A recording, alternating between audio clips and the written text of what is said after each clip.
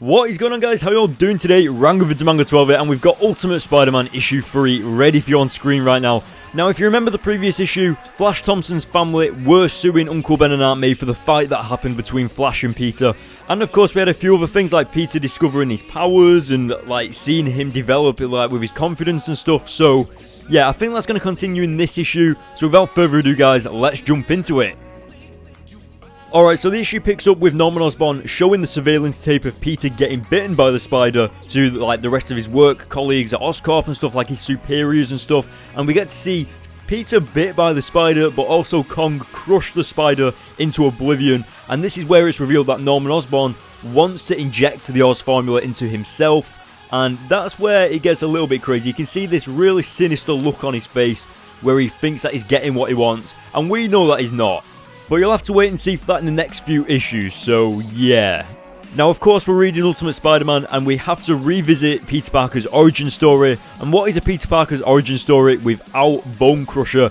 Or in this case, Crusher Hogan in the Ultimate Universe. And that is the wrestling stage of Peter Parker's origin story, which we're going to see. And I kind of think that they did it a lot better in this series. I mean, compared to the original, it just looks a whole lot better.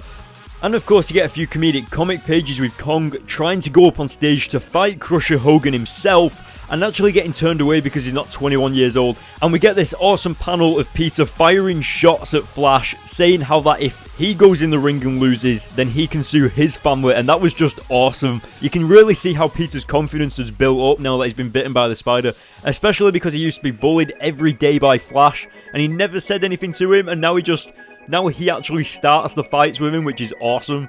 Now, as you can see, Peter puts together what seems to be a temporary outfit to jump in the ring and fight Crusher Hogan. And he literally just jumps in there and picks him up in front of the crowd. And it looks just absolutely incredible, like the art and everything like that. Just how awesome Peter looks like with his physique and everything. Just looks incredible. And as you can see on screen right now, you can see that. And it just looks like a thin, like, skinny guy just picking up this massive guy. And everyone's just absolutely startled at what's happening. And he throws him on his head and completely takes him out.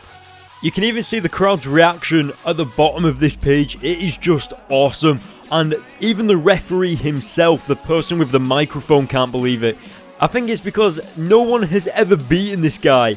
Have you seen how big he is? He's massive. And Peter just straight up takes the money. And the guy says that he can put him on the show Monday night, come back, and he'll get paid. And Peter says he'll be right there. Now, I think this is absolutely brilliant what Peter actually does with the money. He actually posts it through the door to Uncle Ben and Aunt May in an envelope. And it's pretty much a little note saying how the school has raised money for Peter to pay back Flash's family about the suing thing and going to court and everything like that.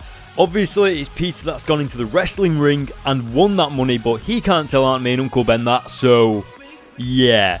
But now, as you can see, we go over to the next day where everyone's talking about what happened, and then the manager of the basketball team, or the gym teacher, or whatever you guys want to call it, comes over to Peter and asks him to be on the basketball team, asks him to play one of the big games. And of course, Flash has a broken arm or a broken hand, so he can't exactly play, and he's the best player on the team, so Peter replaces him. And of course, Flash is not happy about that. As you can see on screen, Peter is absolutely killing it at the basketball. Of course, he's got like major powers. He's got spider powers and stuff like that now. So he can pretty much take on every single guy there without even blinking. But they don't know that. Uncle Ben and Aunt May and Mary Jane are in the crowd right there. And I think that is Flash in the crowd as well, cheering him on. I'm not too sure. I doubt it though, but still. So Peter wins the game for everyone. They win. I think it's the final. I'm not entirely sure. But either way, everyone lifts Peter up onto the shoulders and celebrates with him. And Peter has got so much confidence now. You can see how his confidence is still building throughout each issue. And he completely forgot about the assignment that him and Mary Jane were supposed to do.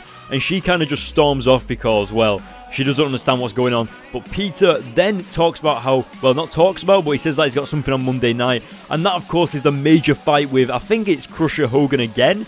And Peter takes him down again without even a drop of hard work in front of everyone on TV. And it's brilliant. Again, that art is awesome. And Peter is making quite a name for himself in the wrestling side of things, you know, like in the wrestling area. But nobody still knows who he is. Nobody knows who he is. And this is where the commentator guy gives him the name, the Amazing Spider-Man, the Spectacular Spider-Man. That is his stage name.